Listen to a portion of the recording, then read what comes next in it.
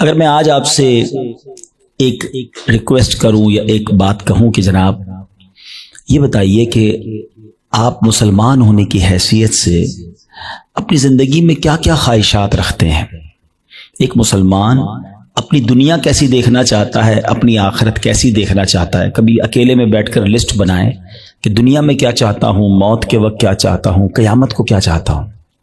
اور اب میں آپ کو کچھ مختلف حدیثوں کا یوں سمجھیے کہ مجموعہ کہہ لیں، عطر کہہ لیں، اس کا خلاصہ کہہ لیں، میں پیش کرنے جا رہا ہوں کہ درود پاک پڑھنے والے کو کیا کیا ملتا ہے۔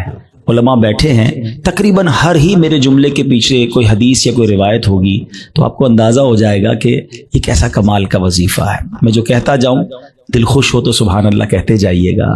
اگر آپ چاہتے ہیں کہ آپ کی روزی میں برکت ہو تو درود پاک پڑھیے، اگر آپ چاہتے ہیں کہ بیماریاں دور ہو جائیں تو درود پاک پڑھیے، آپ چاہتے ہیں آپ کی ٹینشن ریلیز ہو جائے آپ درود پاک پڑھیے، آپ چاہتے ہیں ذلت و رسوائی سے بچیں تو درود پاک پڑھیے، آپ چاہتے ہیں آپ کی عزتوں میں اضافہ ہو جائے تو درود پاک پڑھیے، آپ چاہتے ہیں کہ مرتے وقت کلمہ نصیب ہو اور نبی پاک کا دیدار ہو جائے تو درود پاک پڑھیے، بلکہ آپ یہ چاہتے ہیں کہ قبر میں بھی نور مصطفیٰ سے میری قبر جگمگائے تو درود پاک پڑھیے، قیامت کے دن نبی پاک کے پرچم تلے اٹھنا چاہتے ہیں تو درود پاک پڑھیے، آقا کے ہاتھوں جام کوثر پینا چاہتے ہیں تو درود پاک پڑھیے، بلکہ سنیے آقا کے ساتھ جنت میں داخل ہونا چاہتے ہیں تو درود پاک پڑھیے، مدینے جانا ہے تو درود پاک پڑھیے، خواب میں سرور کائنات علیہ الصلوۃ والسلام کی زیارت کرنی ہے تو درود پاک پڑھیے۔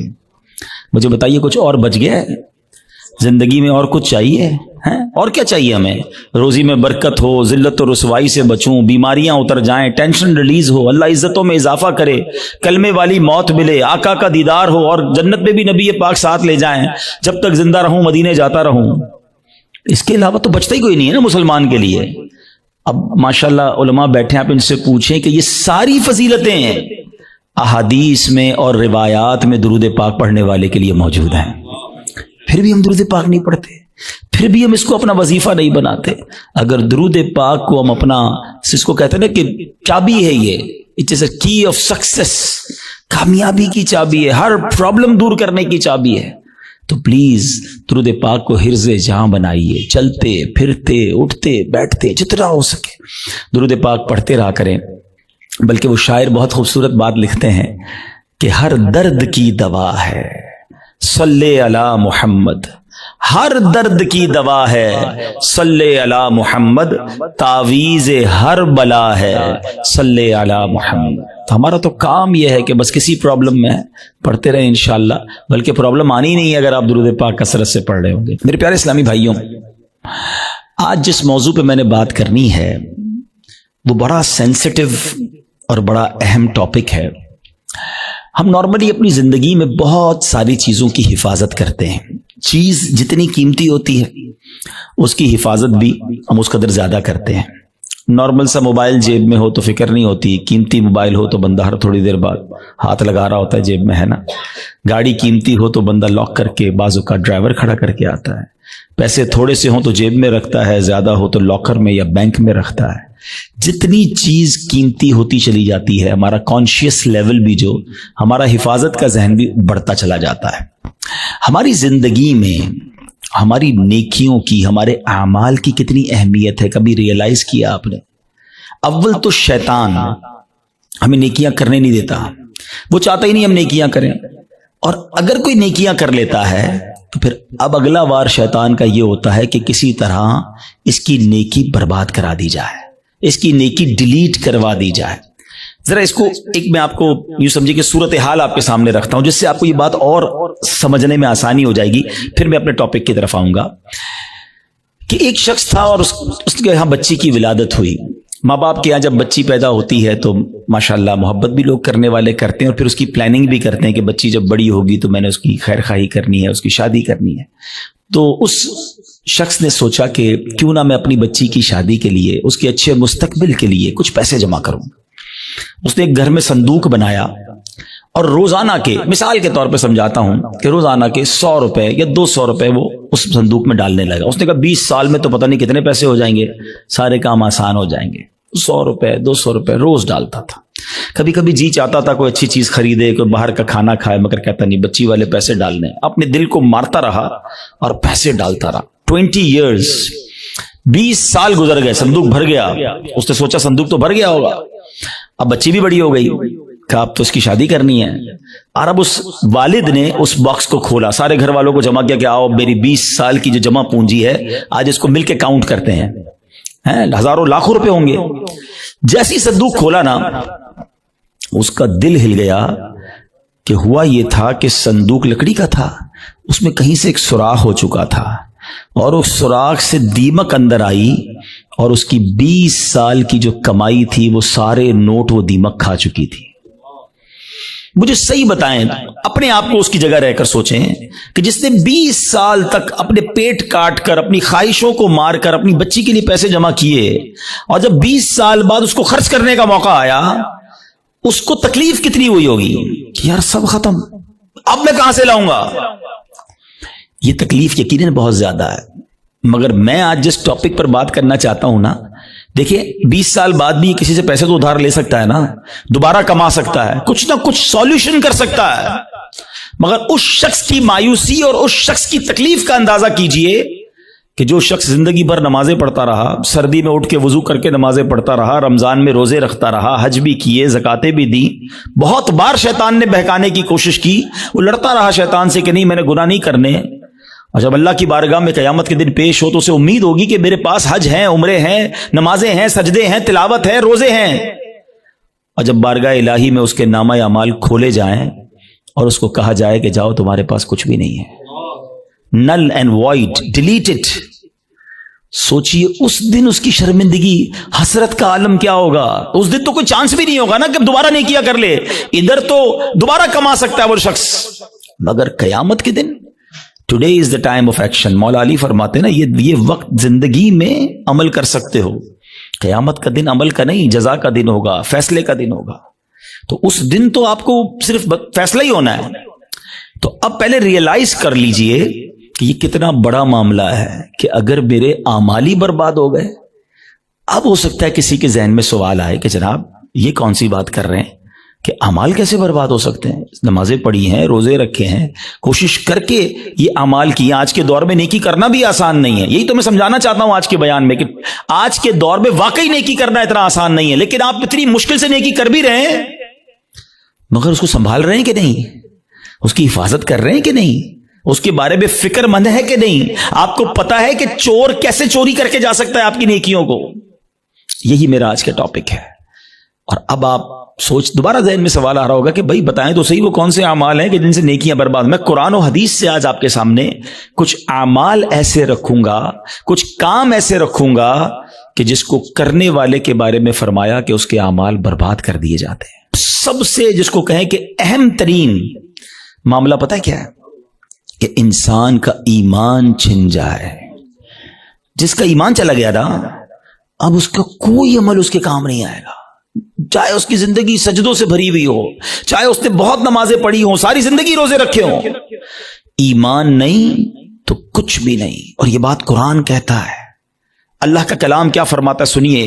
رب کریم قرآن میں ارشاد فرماتا ہے وَمَن يَرْتَدِدْ مِنْكُمْ عَنْ دِينِهِ فَيَمُتْ وَهُوَ كَافِرٌ فَأُولَئِكَ حَبِطَتْ أَعْمَالُهُمْ فِي الدُّنْيَا وَالْآخِرَةِ وَأُولَئِكَ أَصْحَابُ النَّارِ هُمْ فِيهَا خَالِدُونَ. اب اس کا ترجمہ سنو.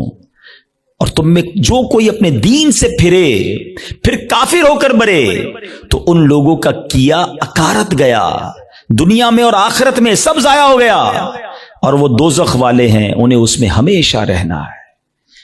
ایک بات یاد رکھیے گا, یہ ہمیں بعض اوقات سمجھ نہیں آتی کہ یار بندہ مسلمان ہو کے کافر کیسے ہو سکتا ہے, ایمان والا ہو کے ایمان سے کیسے نکل سکتا ہے. یہ بات تو آپ کو پتا ہے نا کہ دنیا میں سب سے زیادہ جو تیزی سے مذہب پھیل رہا ہے وہ کون سا ہے؟ اسلام ہے. The most growing religion on earth. اس پوری کائنات میں سب سے تیزی سے الحمدللہ اسلام پھیل رہا ہے. لیکن یہ ون وے ٹریفک نہیں ہے کہ اگر کوئی مسلمان ہو سکتا ہے غیر مسلم تو مسلمان بھی اسلام سے خارج ہو سکتا ہے. ٹھیک ہے, ایک حدیث پاک سناتا ہوں تاکہ یہ بات اور کلیئر ہو جائے گی. حدیث پاک کا مضمون ہے, نبی پاک علیہ الصلوۃ والسلام نے فرمایا کہ اولاد آدم مختلف طبقات میں, مختلف کیٹیگریز میں پیدا کی گئی ہے. 4 کیٹیگریز, 4 قسم بیان کی نبی پاک نے. فرمایا ایک پہلی قسم وہ ہے کہ بعض مومن پیدا ہوتے ہیں, ایمان والی زندگی گزارتے ہیں, اور ان کا خاتمہ بھی ایمان پر ہوتا ہے. ہم اللہ سے دعا کرتے ہیں کہ اللہ اس کیٹیگری میں ہمیں شامل رکھے, کیونکہ اللہ نے مسلمان ماں باپ دیے, ایمان والی زندگی دی ہے, اللہ ایمان والی موت عطا فرمایا. لیکن سیکنڈ کیٹیگری نبی پاک نے فرمایا کچھ لوگ کافر گھرانے میں پیدا ہوتے ہیں, حالت کفر پر زندہ رہتے ہیں, اور حالت کفر پر ہی ان کی موت ہوتی ہے. بہت بڑی تعداد میں ایسے لوگ ہیں جو غیر مسلموں کے یہاں پیدا ہوتے ہیں, کفر والی زندگی گزارتے ہیں, کفر پر بھی مر جاتے ہیں. تیسری کیٹیگری سنو, اللہ کے نبی فرماتے ہیں کچھ لوگ کافر پیدا ہوتے ہیں, کافروں والی زندگی گزارتے ہیں, مگر ان کا خاتمہ ایمان پر ہو جاتا ہے نا. کئی لوگ جو مرنے جو دنیا میں مسلمان ہو رہے ہیں, یہ کیا ہے, کافر تھے نا, غیر مسلم تھے, کلمہ پڑھا مسلمان ہو گئے. بڑی اچھی بات ہے. مجھے ایک واقعہ یاد آ گیا. ہانگ کانگ میں دعوت اسلامی والے جو تھے, وہ ہمارے مبلغین کسی مریض کی عیادت کے لیے ہاسپٹل میں گئے. دعوت اسلامی کے تو طریقہ کار میں بھی شامل ہے, اور ہمیں بھی جانا چاہیے, مریض کی عیادت سنت ہے. تو وہ وہاں عیادت کرنے گئے تو برابر میں بستر پر ایک 70 سال کا ہانگ کانگ میں ایک بوڑھا شخص غیر مسلم, وہ بھی لیٹا ہوا تھا, علاج کروانے آیا تھا. جب وہ واپس جانے لگے اس نے اشارہ کیا ذرا ادھر آئیے گا. وہ ادھر گئے تو کہا تم لوگ کون ہو؟ چہرے پہ داڑھی تھی, سر پہ امامہ تھا. کہا مسلمان ہیں. کیوں آئے تھے؟ کہا ہمارا ایک دوست ہے, وہ بیمار تھا, اس کو دیکھنے آئے تھے. اچھا مسلمان کیا ہوتا ہے, اسلام کیا ہوتا ہے؟ 7, 8, 10 منٹ بات چیت ہوئی. اسلامی بھائیوں نے اس کو دعوت دی کہ آپ بھی مسلمان ہو جائیں. ہسپتال کے بستر پر وہ بوڑھا شخص کلمہ پڑھ کر مسلمان ہو گیا. مگر اس سے بڑھ کر جو جس کو کہتا نا ایمان افروز بات یہ تھی کہ اگلے چند گھنٹوں بعد اس کا انتقال بھی ہو گیا. یعنی اس کے مقدر میں ایمان تھا تو اسپتال کے بستر پر بھی اس تک ایمان پہنچ گیا. یہ حدیث کا جو تیسرا حصہ ہے نا, سمجھو کہ کچھ لوگ کافر گھرانے میں پیدا ہوتے ہیں یا کافر ہوتے ہیں, پیدا ہی کافر کفر پر ہوتے ہیں, پوری زندگی کفر پر گزرتی ہے, مگر ان کا خاتمہ ایمان پر ہوتا ہے. اب نبی پاک علیہ الصلوۃ والسلام نے فرمایا چوتھی کیٹیگری, یہ وہ لوگ ہوتے ہیں جو مسلمان گھرانے میں پیدا ہوتے ہیں, مومن پیدا ہوتے ہیں, اسلام والی زندگی گزارتے ہیں, مگر ان کا خاتمہ کفر پر ہوتا ہے. یہ چوتھی کیٹیگری ڈرانے والی ہے. اس سے سمجھنا ہوگا کہ ہمارے پاس کوئی گارنٹی نہیں کہ میں ایمان سلامت لے کر جاؤں گا. ایک بڑی پیاری حدیث بچے کو یاد ہے, انما الاعمال بالنیات, ہے نا, اعمال کا دار و مدار نیتوں پر. ایک اور حدیث ہے, انما الاعمال بالخواتیم, اعمال کا دار و مدار خاتموں پر ہے. خاتمہ ٹھیک ہونا ضروری ہے. ہم اس کی تو میں سے بہت ساروں کو تو فکر ہی کوئی نہیں کہ یار اچھا اس کی بھی فکر کرنی ہے, اس پر بھی کوئی بات کرنی ہے, اس کی بھی کوئی سیکیورٹی کرنی ہے. سوچئے نا. اچھا پھر اب یہ حدیث آپ نے سن لی, قرآن کی آیت سن لی, صحابہ نے بھی سنی, اولیاء نے بھی سنی, خود نبی پاک کا ایٹیٹیوڈ کیا تھا. اللہ کے حبیب علیہ الصلوۃ والسلام کی بڑی مشہور دعا ہے, یا مقلب القلوب ثبت قلبی علی دینک, اے دلوں کو پھیرنے والے میرے دل کو اپنے دین پر ثابت قدمی عطا فرما. اللہ کے نبی دعا کر رہے ہیں جن کے صدقے ہمیں دین ملا ہے. ہم تو نعت میں پڑھتے ہیں نا, تیرے صدقے میں آقا سارے جہاں کو دین ملا. وہ آقا دعا کر رہے ہیں کہ اے اللہ میرے دل کو تیرے دین پر ثابت قدمی عطا فرما. ہمارا کیا حال ہونا چاہیے؟ ہمیں ہر وقت کی فکر ہونی چاہیے, مگر nobody care about it, بات بھی نہیں کرتا کوئی. اعمال کو بچانے کے لیے سب سے پہلے ایمان کو بچانا ہوگا.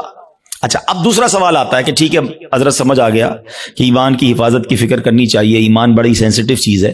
اب یہ بھی بتائیے کہ ایمان چلا کس چیز سے جاتا ہے؟ ہاں یہ اہم کوسچن ہے کہ ایمان سے بندہ خارج کیسے ہو سکتا ہے. اچھا پھر شیطان ہے نا, ابھی بھی ہو سکتا ہے کسی کے ذہن میں یہ بات ڈال رہا ہوگا, یار کیسی عجیب سی بات کر رہے ہیں مولانا صاحب, 50 سال کا تو ہو گیا, 60 سال کا ہو گیا, ساری زندگی کلمہ پڑھا اور اب ایمان سے بھی جا سکتا ہوں. جناب یہ بات پہلے سمجھنی ہوگی. میں آپ سے ایک سوال کرتا ہوں, 70 سال کوئی بے ایمان رہا, غیر مسلم رہا, صدق کے دل سے کلمہ پاک پڑھے, مسلمان ہو جائے گا, ایمان میں داخل ہو جائے گا؟ ایک جملہ ہی ہے نا. مگر دل سے کہا 70 سال کی کفر کی زندگی ایک طرف, ایمان میں آتے ہی پچھلے گناہ بھی معاف ہو جاتے ہیں. تو کیا کوئی 70 سال مسلمان رہ کر کوئی ایک جملہ ایسا کہہ دے ہیں معاذ اللہ اللہ کی توہین کا، اللہ کے نبی کی توہین کا، اسلام کی توہین کا، جس کو کفریہ کلمات کہے جاتے ہیں، تو وہ بھی اسلام سے خارج ہو سکتا ہے۔ تو سب سے پہلے تو زبان کی احتیاط ہے۔ تھنک بیفور یو ٹاک، بات کرنے سے پہلے سوچو میں کیا بول رہا ہوں، یہ کہیں اس گفتگو میں میرا ایمان تو غارت نہیں ہو جائے گا۔ تو آج یہ خیال ہی نہیں ہے، اب اس پہ بڑی بڑی سازشیں ہوئی ہیں، فلموں کے گانے ایسے بنائے گئے، کامیڈی شو ایسے بنائے گئے، یہ کامیڈینز یا فلموں کے گانے یا جناب دوستوں میں ہنسی مذاق، کبھی دوزخ کا مذاق، کبھی جنت کا مذاق، کبھی معاذ اللہ فرشتوں کا مذاق۔ ہماری لمٹ ہے، ہم مسلمان ہیں، ہماری باؤنڈری ہے۔ لوگ کہتے ہیں ریڈ لائن ہوتی ہے، بھائی ریڈ لائن مسلمان کی یہ ہے کہ وہ ان باتوں پر گفتگو نہیں کر سکتا، اس کا مذاق نہیں اڑا سکتا۔ ایک حد ہے ہماری نا، ہم جو چاہیں منہ میں بول دیں گے۔ دنیا میں کئی ایسے ملک ہیں جہاں کسی ادارے کے خلاف بات نہیں ہو سکتی، کسی پرسنالٹی کے خلاف بات نہیں ہو سکتی، ہم اس کو فالو کرتے ہیں، مگر ہم اسلام کے بارے میں، دین کے بارے میں جو منہ میں آیا کہہ رہے ہوتے ہیں۔ تو یاد رکھیں، شیطان تو چاہتا ہی یہی ہے، الٹیمیٹ گول پتہ ہے شیطان کا کیا ہے؟ کہ میں اور آپ غیر مسلم ہو کر قبر میں جائیں۔ وہ مرنے سے پہلے بھی آتا ہے، آخری وقت بھی بندے کے پاس آتا ہے کہ کسی طرح اس کا ایمان چھین لوں۔ اتنا خطرناک دشمن ہے وہ ہمارا، اور ہم سکون کی نیند سو رہے ہیں، ہمیں فکر ہی کوئی نہیں ہے۔ پھر دوسرا جو ایک پرابلم ہے جس کی وجہ سے ایمان برباد ہو سکتا ہے، وہ ہے گناہوں کی عادت۔ روایتوں میں آتا ہے کہ جب بندہ ایک گناہ کرتا ہے نا، اس کے دل پر ایک سیاہ نقطہ لگ جاتا ہے، اور جب وہ بار بار گناہ کرتا ہے تو وہ ایک نقطہ ایک وقت آتا ہے کہ پورا دل ہی کالا ہو جاتا ہے۔ جب دل کالا ہو جاتا ہے تو اس پر نصیحت کی بات ہی اثر نہیں کرتی ہے، پھر شیطان کے لیے بڑا آسان ہوتا ہے اس کا ایمان چھیننا۔ میں آخری بات اس موضوع پہ کر لوں تاکہ اگلے عمل کی طرف جاؤں، ورنہ یہی ایک ٹاپک ایسا ہے کہ میں پورا بیان اس پر کروں، اور کرنے چاہیے ایسے بیانات کہ ایمان کی حفاظت کی فکر بہت ضروری ہے۔ کہ اب آپ غور کریں، شیطان جو ہے نا، میں نے جیسے بتایا کہ وہ ہمارا پکا دشمن ہے اور ہمیں آخری وقت میں ہمارا ایمان چھیننا چاہتا ہے۔ اب ایک شخص ہے جو روزانہ شیطان سے ہار جاتا ہے۔ شیطان صبح اٹھنے لگتا ہے، شیطان کہتا ہے نہیں فجر نہیں پڑھنی، سو جا، رضائی اوڑی اور سو گیا۔ صبح ہوئی نہیں اور شیطان جیت گیا، فائٹ ہوئی، شیطان جیت گیا۔ دوپہر ہوئی، ظہر نہیں پڑھنے دی، شیطان جیت گیا۔ مارکیٹ میں گیا، بے پردہ عورت گزری، شیطان نے کہا دیکھ لے، دیکھ لیا، شیطان جیت گیا۔ موبائل اٹھایا، حرام دیکھ لے، بری ویب سائٹ دیکھ لے، دیکھ لی، شیطان جیت گیا۔ کاروبار کرنے لگا، شیطان نے کہا جھوٹ بول دے، جھوٹ بولا، شیطان جیت گیا۔ دھوکہ دے دے، دھوکہ دیا، شیطان جیت گیا۔ سود کما لے، سود کا کام کیا، شیطان جیت گیا۔ جس سے روز شیطان جیت رہا ہے، مرنے سے پہلے والی جو فائٹ ہوگی ادھر بھی تو شیطان آئے گا نا اس کو سمجھانے کے لیے کہ ایمان درست نہیں ہے، مسلمان درست نہیں ہے، اللہ کا کلمہ مت پڑھ۔ جو روز شیطان کی مان رہا ہے، کہیں مرنے سے پہلے بھی مان گیا تو اس کا کیا بنے گا؟ تو روز شیطان کی ماننے والے کے بارے میں یہ ڈر ہے کہ مرنے سے پہلے اس کا ایمان چھین لیا جائے گا۔ اور جو روز شیطان کو ہرا رہا ہے، سردی کے دن ہے، جی چاہتا ہے نہ اٹھوں، شیطان کہتا ہے سو جا، کہتا نہیں میں رحمان کا بندہ ہوں، شیطان کا بندہ نہیں، وہ فجر ادا کرتا ہے، شیطان کو ہراتا ہے۔ شیطان کہتا ہے حرام دیکھ، وہ نہیں دیکھتا، شیطان کو ہراتا ہے۔ شیطان کہتا ہے حرام کما، بڑے پیسے اس کام میں، وہ کہتا ہے نہیں حرام مجھے نہیں چاہیے۔ شیطان کو ہراتا ہے، بے پردگی سے اسے بچاتا ہے، وہ لڑتا ہے شیطان سے روزانہ۔ یہ فائٹ ساری زندگی رہے گی، یاد رکھو۔ اور جو روز شیطان سے لڑ رہا ہے نا، انشاءاللہ جب مرتے وقت شیطان اس کا ایمان چھیننے آئے گا نا، وہ ادھر بھی شیطان کی نہیں مانے گا، کلمہ پڑھ کر قبر میں چلا جائے گا۔ ہم بھول جاتے ہیں، وہ نہیں بھولتا، ہم سوتے ہیں، وہ نہیں سوتا، وہ جاگ رہا ہے، وہ ہم پر حملے کر رہا ہے، باریک حملے کرتا ہے۔ تو پہلی بات آج سمجھ جاؤ کہ ایمان سلامت لے کر قبر میں جانا یہ ہمارا الٹیمیٹ ٹارگٹ ہونا چاہیے، ایٹ اینی کاسٹ۔ اگر ایمان میرے ہاتھ میں نہیں رہا تو میں تو گیا نا۔ تو ہمیں اس کی فکر بھی کرنی ہے، اس کے لیے دعائیں بھی کرنی ہیں، ہماری نمازوں میں، ہماری دعاؤں میں یہ شامل ہونا چاہیے۔ آپ بزرگوں کی دعائیں تو پڑھیں نا، نبی پاک کی دعائیں پڑھیں، ایمان کی سلامتی کا وہاں آپ کو ذکر ملے گا، ایمان کی حفاظت کا ذکر ملے گا۔ ہماری دعا کیا ہے؟ یا اللہ کاروبار میں برکت دے دے، صحت میں برکت دے دے، بڑا بنگلہ مل جائے، نوکری مل جائے۔ میں نہیں کہتا اللہ سے مت مانگو، اللہ کے سوا کس سے مانگیں گے؟ مگر آخرت بھی تو مانگو نا۔ قرآنی دعاؤں کو پڑھیں، اللہم ربنا آتنا فی الدنیا حسنہ، مگر فوراً کیا ہے؟ وفی الآخرۃ حسنہ، پھر آگے وقنا عذاب النار، اب میں عذاب جہنم سے بھی بچا۔ تو اللہ کرے کہ ہم اپنے ایمان کی حفاظت کی فکر کرنے والے بن جائیں۔ ایک اور عمل، اللہ اکبر، وہ اتنا عام ہو گیا ہے کہ جس کی وجہ سے بھی اعمال برباد ہوتے ہیں، اور وہ عمل کیا ہے؟ حدیث پاک سناتا ہوں۔ اللہ کے حبیب علیہ الصلوۃ والسلام فرماتے ہیں، اور وہ عمل یہ ہے کہ بندہ کسی سے حسد کرے۔ اچھا، حسد نیکیوں کے ساتھ پتہ کیا کرتا ہے؟ نبی پاک فرماتے ہیں ایاکم والحسد فإن الحسد یأکل الحسنات کما تأکل النار الحطب۔ اللہ کے حبیب فرماتے ہیں حسد سے بچو، وہ نیکیوں کو اس طرح کھا جاتا ہے جیسے آگ خشک لکڑی کو کھا جاتی ہے۔ اب میں مثال دیتا ہوں، آپ نے لکڑی جلائی اور آگ جلائی اس پر، تھوڑی دیر بعد لکڑی کا کیا حال ہوگا؟ ختم نا، خاک ہو جائے گی۔ یہ پتہ کیا کرتے ہیں جو حسد کرنے والے ہوتے؟ سارا دن نمازیں پڑھی، روزے رکھے، صدقے کیے، رات آئی آگ لگائی اور سارے اعمال برباد کر دیے۔ یہ نیکیوں کو برباد کرنے والا کام ہے۔ اور حسد، اللہ اکبر، آج اتنا عام ہو چکا ہے، ہر دوسرے آدمی کو دوسرے سے حسد ہے، بلکہ بھائی کو بھائی سے حسد، بہن کو بہن سے حسد ہو گیا ہے۔ نبی پاک علیہ الصلوۃ والسلام فرماتے ہیں حسد سے بچو، کیونکہ حسد ایمان کو مونڈ دینے والا کام ہے۔ ایک اور حدیث پاک میں آتا ہے حسد ایمان کو ایسے برباد کرتا ہے، حدیث پاک کا مضمون ہے جیسے سرکہ ایلوا شہد کو برباد کر دیتا ہے۔ اب سرکے کو شہد میں ڈالے، شہد کا کیا حال ہوگا؟ فرمایا یہ ایمان برباد کرنے والی بیماری ہے۔ مگر آج کوئی کسی کو خوشحال دیکھنے کے لیے تیار ہی نہیں ہے۔ اچھا، بعض اوقات پتہ کیا ہوتا ہے جب اس طرح کے بیان ہوتے ہیں، میں نے کہا نا یہ لڑائی جاری رہے گی، اس بیان کے دوران بھی شیطان ساتھ چل رہا ہوگا، کسی کے ذہن میں سوال کر رہا ہوگا یار مولانا صاحب بات تو ٹھیک کر رہے ہیں مگر میں تو حسد نہیں کرتا۔ وہ آپ کو یہ سب کلیریفائی کر رہا ہے کہ بات ٹھیک ہے مگر میں تو حسد نہیں کرتا۔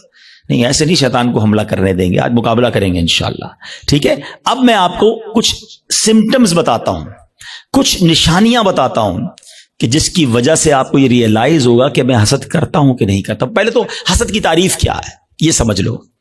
حسد کی تعریف یہ ہے، the definition of jealousy، کہ اگر کسی شخص کو کوئی نعمت ملے تو میرا دل یہ چاہے کہ یہ نعمت چھن کر مجھے مل جائے یا کم از کم اس کی برباد ہو جائے۔ یہ حسد ہے، یہ جہنم میں لے جانے والا کام ہے، حرام۔ حسد کی ایک جائز صورت بھی ہے، اس کو حسد نہیں کہتے، اس کو ہماری اردو زبان میں رشک کہتے ہیں، عربی میں غبطہ کہتے ہیں۔ وہ کیا ہے کہ جب کسی کو نعمت ملے تو بندہ کہے یا اللہ اس کو دی ہے مجھے بھی دے دے۔ اس پہ کوئی حرج نہیں ہے، یہ اچھی بات ہے، اس میں جائز ہی ہے۔ لیکن جو دوسری والی سائیڈ ہے وہ بہت زیادہ بڑھ گئی ہے، ٹھیک ہے؟ پہلے تعریف پتہ چل گئی، اب کچھ نشانیاں بتاتا ہوں، چیک کر لیتے ہیں۔ اگر ٹھیک ہے میرے اندر نہیں تو پھر صحیح ہے، پھر تو اللہ کا شکر ہے میرا دل صاف ہے۔ اگر گڑبڑ ہے تو پھر علاج بھی بتاؤں گا۔ اب پہلے تو لیبارٹری ٹیسٹ کر لیتے ہیں ایک دوسرے کا۔ چیک کیجئے آپ کی لائف میں کوئی ایسا ہے، اچھا یہ ایک اور پہلے بات بتا دوں، حسد جو ہے نا ہوتا ہی اس سے جس کو ہم جانتے ہیں، جس سے تعلق ہوتا ہے، جس سے تعلق نہیں اس سے حسد نہیں ہوتا۔ ہمیں فیصلہ آباد میں رہ کر برازیل کے کسی شخص سے حسد نہیں ہو سکتا، ہم جانتے ہی نہیں اس کو، پتہ نہیں کیا کر رہا ہے۔ حسد کس سے ہوگا؟ یا تو کسی دوست سے ہوگا، یا کسی رشتہ دار سے ہوگا، یا اپنی فیلڈ کے کسی بندے سے ہوگا۔ آپ کاروبار کرتے ہیں نا، کسی کاروباری اپنے کسی کاروباری سے ہو جائے گا، اپنے کسی رشتہ دار سے ہو جائے گا، اپنے کسی دوست سے، اپنے کسی قریب پڑوسی سے ہو سکتا ہے، جس کے ساتھ آپ کا انٹریکشن ہے نا، آپ اس سے حسد کر سکتے ہیں۔ اب چیک یہ کرنا ہے کہ میں کسی سے حسد کرتا ہوں کہ نہیں، ٹھیک ہے؟ میں نے آپ کو باؤنڈری بتا دی ہے۔ اب میرا لیبارٹری ٹیسٹ کہہ لیں، مدنی لیبارٹری ٹیسٹ کرتا ہوں۔ اب میں آپ کو 2-3 ایگزامپلز بتاتا ہوں، اپنے آپ سے خود ہی سوال کریں، مجھے جواب نہیں دینا، آپ نے اپنے آپ سے ہی سوال کرنا ہے۔ پہلا سوال، دنیا میں کوئی ایک بندہ ایسا ہے، یا عورت بھی ہو سکتی ہے، رشتہ دار بھی ہو سکتی ہے، کہ یار جب بھی اسے کوئی خوشی ملتی ہے نا، نعمت ملتی ہے، ترقی ملتی ہے، دولت ملتی ہے، شہرت ملتی ہے، تو مجھے پرابلم ہوتا ہے، مجھے مزہ نہیں آتا۔ پہلا سوال اپنے دل میں جواب رکھیے گا، مجھے بس بتائیے گا۔ دوسرا سوال، کوئی ایسا ہے کہ جب اس کی تعریف میرے سامنے ہوتی ہے تو مجھے ذرا بھی مزہ نہیں آتا، میں کہتا ہوں کوئی اور بات کرو نا یار، اس کا ذکر کیوں کر رہے ہو؟ ایسا ہوتا ہے نا کبھی کبھی ہمارے سامنے کسی کی تعریف کرتے ہیں، وہ بھائی نہیں یار ان کا کاروبار بہت آگے بڑھ گیا، یار وہ تو بڑے مشہور ہو گئے، ہاں ان کو تو بڑے لوگ عزت دیتے ہیں، یار اس کی بات چھوڑو یار، کوئی اور بات کرو۔ اگر کوئی ایسا ہے کہ اس کے بارے میں جب مجھ سے کوئی بات کرتا ہے اور یہاں پین فیل ہوتا ہے، میں بات بدلتا ہوں، دس از دا سیکنڈ کوسچن، ٹھیک ہے؟ یہ دوسرا ٹیسٹ ہے۔ اب تیسرا ٹیسٹ ہے، کوئی ایسا ہے کہ جب اس کا نقصان ہو جائے، ہیں بدنام ہو جائے، اس کا پیسہ برباد ہو جائے، معاذ اللہ اس کی فیکٹری میں آگ لگ جائے، اس کا گھر تباہ ہو جائے، یا اس کے گھرانے میں کوئی جھگڑا ہو جائے، اس کی فیملی تتر بتر ہو جائے، تو اندر ہی اندر خوشی ہوتی ہے، ہاں یار اب مزہ آیا، ہاں میں تو چاہتا یہی تھا یہ برباد ہو جائے۔ These are the 3 symptoms۔ یہ 3 سوال ہیں آپ سے، جواب مجھے کوئی نہ دے، اپنے دل سے پوچھو۔ اگر کسی کے بارے میں ان تینوں میں سے کوئی ایک بھی کیفیت ہے نا، تو پھر حسد اور کس کو کہتے ہیں؟ جناب آپ بیمار ہو چکے ہیں، ڈاکٹر کہتا ہے نا آپ کے ٹیسٹ کے بعد شوگر ہو گئی ہے بھائی، بلڈ پریشر ہو گیا، اب ہن احتیاط کرو، تو تسی ہن احتیاط کرو، تواڈے دل وچ حسد آ گیا ہے۔ اگر ان تینوں میں سے کوئی ایک بات کا جواب ہاں میں آ رہا ہے، اور کوئی بندہ یا کوئی رشتہ دار عورت یا فیملی کا کوئی ممبر ذہن میں آ رہا ہے، آپ کو پتا ہے اتنا مکار ہے شیطان، بہن کو بہن سے حسد کرا دیتا ہے۔ کیسے؟ ایک بہن خوشحال ہے اپنے سسرال میں، دوسری بیچاری غریب ہے، اب اس کے دل میں ڈال دے گا یہ ترقی کر رہی ہے، میں پیچھے رہ گئی، برباد نیکیاں اچھا جس سے حسد کر رہے ہیں نا، ہم اس کا بگاڑ کچھ نہیں سکتے۔ ایک اور بات سن لینا، آج حسد اتنی خطرناک بیماری ہے کہ حسد ہو گیا تو جل خود ہی رہا ہوں میں، اس کا کچھ نہیں بگڑ رہا، وہ ترقی کیے جا رہا ہے، نہ رات کو نیند آ رہی ہے، اسی کے بارے میں سوچی جا رہا ہوں، دل الگ جل رہا ہے، قیامت کی آگ تو الگ ہے، ابھی سے دل جل رہا ہے۔ یہ اتنی خطرناک بیماری ہے۔ حسد کے دنیاوی سمٹمز بتاؤں آپ کو، ہمیں بہت سارے لوگ ملتے ہیں، آ کر کان میں کہتے ہیں، کبھی پرچی دیتے ہیں، نیند نہیں آتی، سکون نہیں ہے، میں سوچتا بہت ہوں۔ جس کو بھی یہ پرابلم ہے نا، چیک کر لے اس نے کسی نہ کسی کا حسد پالا ہوا ہے، کیونکہ وہ ترقی کیے جا رہا ہے، تمہاری نیند اڑتی جا رہی ہے، تم سوچتے ہی اس کے بارے میں ہو، پرابلم ہوتی ہے یار، ایک اور فیکٹری، ایک اور بنگلہ لے لیا، ایک اور کوٹھی لے لی، ایک اور گاڑی لے لی، ارے بھائی لے لی تو تمہیں کیا پرابلم ہے؟ اتنی خطرناک یہ بیماری ہے کہ چین نہیں لینے دیتی بندے کو۔ یہ سوچئے گا، یعنی اس کے دنیاوی نقصان بھی ہے نا، میں اپنی فیملی سے ڈسٹرب ہو گیا، میں اپنی لائف سے ڈسٹرب ہو گیا کیونکہ میں نے کسی کا حسد دل میں پال لیا، یار اس کو تو میرے محلے میں کوئی نہیں جانتا تھا، آج یہ پوری دنیا میں پاپولر ہو گیا، اس کو اتنی عزت کیسے مل گئی، میں بھی تو ایک اچھا۔ یہ پتہ ہے صرف عام لوگوں میں نہیں، یہ علماء میں حسد ہو جاتا ہے، نعت خوانوں میں آپس میں حسد ہو جائے گا، جو جس فیلڈ کا ہوگا نا، ہم جس فیلڈ کے، ہمیں اپنی فیلڈ والے سے حسد ہو سکتا ہے، اچھا اس کا بیان اتنا اچھا ہو گیا، اس کی آواز اتنی اچھی ہو گئی، شیطان مردود، کہ کوئی خوبصورت ہوتا ہے اس سے حسد ہو جاتا ہے، بہت ساری چیزوں سے حسد ہوتا ہے، دولت سے، شہرت سے، خوبصورتی سے، طاقت سے، اقتدار سے، کوئی بھی نعمت ملے۔ اچھا اب سمر ٹیسٹ ہو گیا، لیبورٹری ٹیسٹ کا رزلٹ اپنے پاس ہی رکھیے گا، ٹھیک ہے؟ اب خدا نہ خواستہ میرے کسی بھائی کو اگر حسد ہو گیا ہے تو اس کو کلیریفائی کرنے کا طریقہ بھی بتا دیتا ہوں، اس کا علاج بھی بتا دیتا ہوں۔ اس کا علاج یہ ہے کہ سب سے پہلے تو آپ یہ ریئلائز کریں کہ مجھے حسد کس سے ہوا ہے۔ اچھا حسد کس سے ہوا اور کیوں ہوا ہے؟ کسی کے مال سے ہو جاتا ہے، کسی کی خوبصورتی سے ہو جاتا ہے، کسی کی شہرت سے ہو جاتا ہے، واٹ ایور کوئی ریزن ہوگا نا، وہ ریزن پہلے آپ ریئلائز کر لیں۔ پہلا طریقہ یہ ہے، پہلا علاج یہ ہے کہ آپ اللہ سے دعا کریں کہ اللہ میرے دل کو حسد سے پاک کر دے، میرے دل کو گندگی سے پاک کر دے، دل کی ساری بیماریوں سے پاک کر دے۔ ایک تو دعا ہے، اللہ کریم ہے، قبول فرما لے گا تو دل پاک ہو جائے گا۔ دوسرا، دعا میں اس بندے کو بھی شامل کر لیں کہ اللہ اس کے مال میں اور برکت دے دے، اگر وہ اس کے حسن سے پرابلم ہے، اللہ اس کے حسن میں اور برکت دے دے، اس کی شہرت سے پرابلم ہے، اللہ اس کی شہرت میں اور برکت دے دے۔ ہاں ہے یہ تھوڑا مشکل، یہ اینٹی بائیوٹک ہے نا، علاج ہو رہا ہے نا۔